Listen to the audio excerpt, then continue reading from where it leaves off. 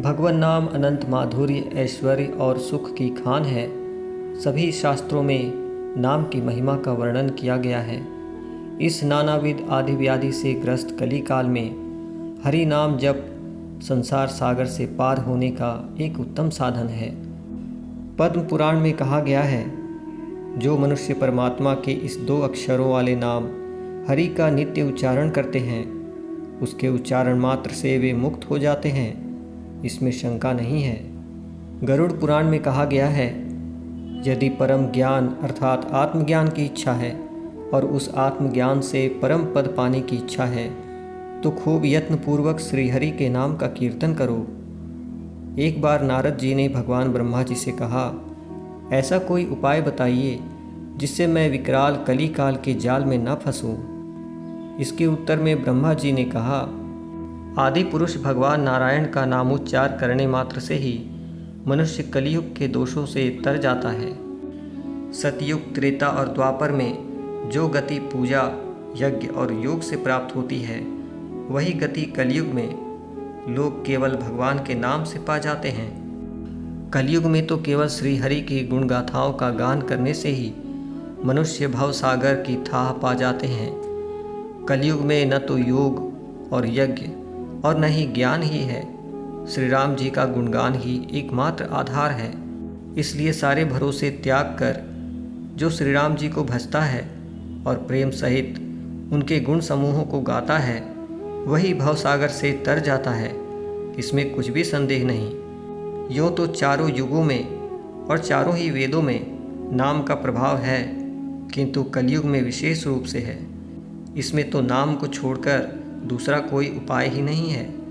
गोस्वामी श्री तुलसीदास जी महाराज के विचार में अच्छे अथवा बुरे भाव से, क्रोध अथवा आलस्य से और किसी भी प्रकार से भगवान नाम का जप करने से व्यक्ति को 10 दिशाओं में कल्याण ही कल्याण प्राप्त होता है।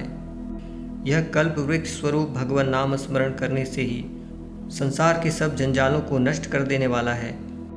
यह भगवान नाम कली काल में मनोवांछित फलों को देने वाला है, परलोक का परम हितैषी तथा इस संसार में व्यक्ति का माता पिता के समान सब प्रकार से पालन और रक्षण करने वाला है।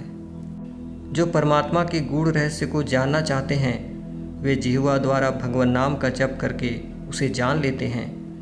लौकिक सिद्धियों के आकांक्षी साधक लय योग द्वारा भगवान नाम जप कर अणिमादि सिद्धियां प्राप्त कर सिद्ध हो जाया करते हैं। इसी प्रकार जब संकट से घबराए हुए आर्त भक्त नाम जप करते हैं, तो उनके बड़े बड़े संकट मिट जाते हैं और वे सुखी हो जाते हैं।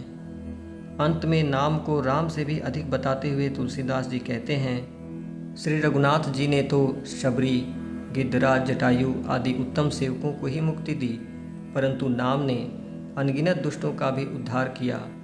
नाम के गुणों की कथा वेदों में भी प्रसिद्ध है। नीच, अजामिल, गज और गणिका भी श्री हरि के नाम के प्रभाव से मुक्त हो गए।